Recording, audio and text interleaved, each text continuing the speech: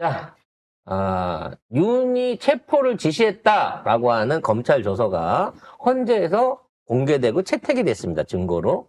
이 얘기는 뭐다? 윤이 주장을 어떻게 나는 아무 짓도 안 했다. 병력 투입 뭐 안 했다. 지랄을 해봐야 병력 투입 시켰구만 라고 하는 부분에 대한 거를 재판관들이 인정을 했다는 거예요.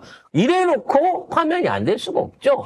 인용이 안 될 수가 없죠. 윤석열이 12.3 비상계엄 당시 조지호 경찰청장에게 국회에 들어가는 국회의원들 다 잡아 체포해 불법이야 라고 지시했다는 검찰 수사 기록이 나왔는데요. 조 청장은 수사기관에서 대통령이 굉장히 다급하다고 느꼈다고 진술을 했습니다. 그리고 12월 3일 오후 11시 30분부터 다음날 오전 1시 3분 그러니까 국회에서 이 계엄 해제안이 의결될 그때까지 같은 내용으로 총 6차례 전화를 받은 것으로 드러났습니다.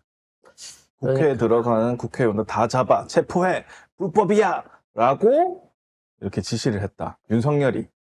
그리고 조 청장은 이거 윤석열이 굉장히 다급하다고 느꼈다. 요거까지 다 증언이 들어가 있었던 거예요. 그러니까 공식적으로 이게 논란의 여지가 있거나 한쪽의 일방적인 주장인 것 같으면 법원에 채택을 안 하죠.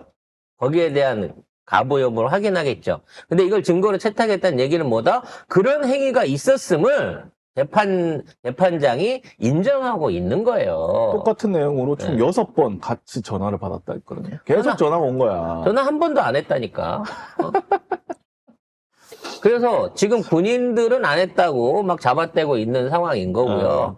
이제 결정타를 날려줄 사람이 우리 이제 애봉이 아빠거든요. 원래는 이제 어제 갔어야 되는데 얘가 안 나오는 바람에 20일로 옮겨져가지고. 아니에요. 원래 구차별로는 2시간씩 양쪽에서 그동안에 나온 증언들을 종합하는 시간이었고 20일. 20일. 10차 변론 기일 때 원래 이제 애봉이 총리를 비롯해서 홍장원 차장 그리고 조지호 청장까지 다 나오는 걸로. 그래서 아마 내일 있을 20차 이 변론의 증인 선택하는 걸 보고 저는 윤석열 변호인들은 아예 안 들어올 가능성도 있다. 아니 실제로 이거 한다고 하니까 싸서 나갔어요. 가방 사서 나갔어요. 조대현 변호사가. 그래서 안 들어올 수 있습니다. 안 들어오더라도 강행할 거기 때문에 오히려 편하지. 법사위에서 국집 나가면 훨씬 더 회의 진행이 원활하지 않습니까?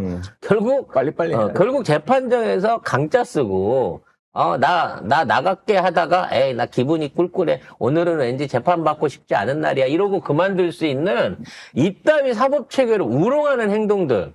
감히 변호사 주제에 헌재에 와갖고 재판관의 판단이나 진행이 마음에 안 든다고 나 안 해, 변호 안 해 이럴 거면 이러는 짓거리를 하는 게 제발 윤석열을 탄핵시키라는 거예요.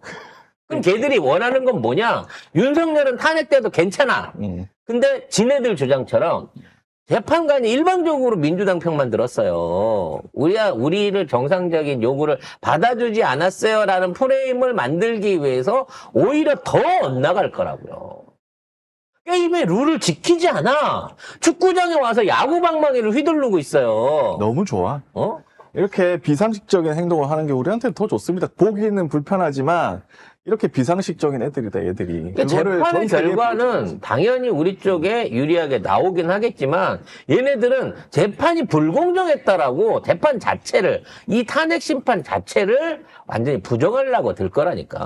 그래서 그런지 그냥 그 최후 변론에 들어가 있는 모든 내용들이 다 부정선거밖에 없다는 거야. 근데 증거는 하나도 제시를 못했어요. 끔찍하더라, 그거 보는데. 자, 헌재가 처음에 이 탄핵 심판을 개시하면서 5가지를 딱 정리를 해가지고 요걸 중심으로 다루겠다라고 핵심 쟁점을 못 받고 들어갔거든요. 그런데 지금 그 윤석열 측에서는 그런 거 난 모르겠고 부정선거 음모론, 중국과 개입 가능성, 간첩 사건, 북한 지령문 등을 언급하면서 33분간 이 얘기만 했다는 거예요. 아니 그러니까 애초에 부정선거는 이번 탄핵 소추의 논점이 아니라고. 왜 불법 그렇죠. 개혁을 했는가? 그렇죠. 이게 위헌인가 아닌가? 그러니까 첫 번째가 그거예요. 국무회의가 제대로 열렸는가, 절차적 정당성. 두 번째, 그 당시가 정말 비상계엄을 선포할 정도로 국가 비상사태가 맞았는가, 선포의 정당성. 그 다음에 선관위에 들어간 것이 위법하다라는 부분을 따지겠다.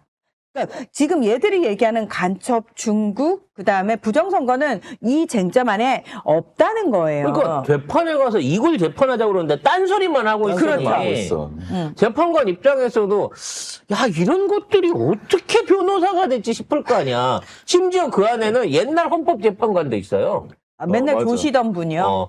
맨날 조시던 조대현 변호사 같은 분은 근데 그분은, 그러니까 우리가 생각할 때는 상식적으로 법을 몰라서 아니라는 거예요. 그러면 그들이 어떤 의도를 가지고 그런 말도 안 되는 짓거리를 하냐는 거죠. 의도가 뭐냐. 결국 성렬이를 구할 마음은 없고 그냥 재판이 일방적으로 우리 주장을 하나도 저쪽에 왜냐면 들어줄 수 없는 주장이거든. 이거 보면은 너무 웃긴 게, 이 부정선거라고 증거야 이게. 증거를 냈거든요? 그런데 이게 민경욱이 얘기한 거잖아. 근데 부정선거, 뭐죠? 용지가 붙어 있다고 해서 막 부정선거 막 이런 얘기를 해요.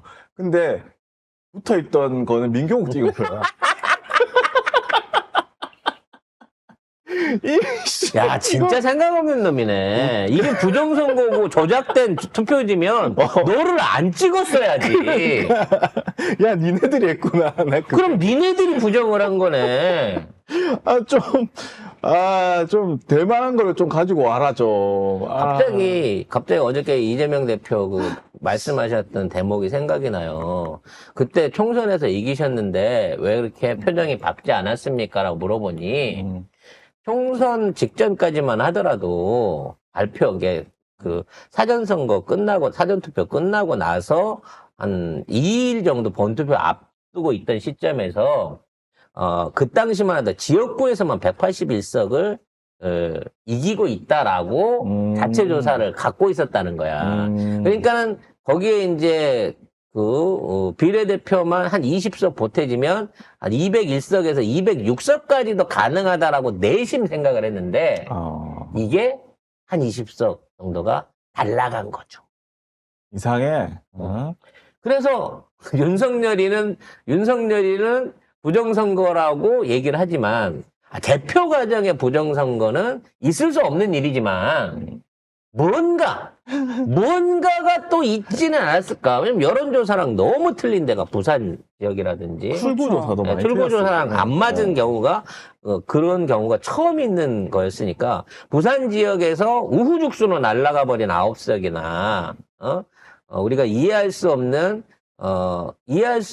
그 윤상현이나 이준석이나 이런 애들, 나경원 이런 애들이 승리한 지역구들 같은 경우에 뭔가 이상하다. 난 그냥 생각이 그렇다고. 난 그렇다고 주장하는 건 아니에요. 왜 하필 그런 새끼들이 항상 개표가 제일 늦게 펼쳐지거나 나중에 뒷말들이 나오나라고 하는 그 찜찜함을 잊어버릴 수가 없다는 거죠. 이게 너무 짜증이 나는 게 뭐냐면, 이 부정선거 음모론을 여기서 막 미친 듯이 얘기하면서 중국 개입 가능성, 간첩 사건, 북한 지령, 아무 상관없는 거를 막 열거를 하고. 몇 번을 얘기해. 중국 애들은 도대체. 투표함을 까고 옮기고 이거를 개수하고 이런 것들을 해본 적이 없어요. 거수만 하면 끝나는데 투표가. 이거랑 계엄이랑 아무 상관이 없다. 근데도 이걸 33분을 들어주고 있더라고. 아니 왜냐면 절차니까 씨. 아휴. 그래서 참 재판관도 못할 짓이구나. 저 진짜 힘드네. 이번에 알았어요. 판사란 직업이 결코 좋은 직업이 아니구나. 힘들다.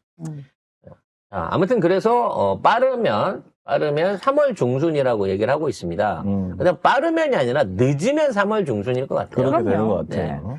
아마 이제 내일 변론을 마무리 짓게 되면 이제 추가 변론이나 증인 신청은 안 받을 것 같아요. 왜? 이미 차고 넘쳐 재판관들이 보기에도. 그리고 앞으로 저쪽 애들이 뭔가 증거다운 증거를 꺼내놓을 가능성은 없어. 현재 있는 상황을 부정하기 위해서 막 증인들만 불러들이고 개 난리를 칠 뿐인 거지. 물리적 증거를 꺼내놓은 건 하나도 없잖아요. 없죠. 그래서 자꾸 저 윤 측에서 중앙선관위 사실조회 요청 뭐 이런 거 하거든요. 근데 헌재가 안 해.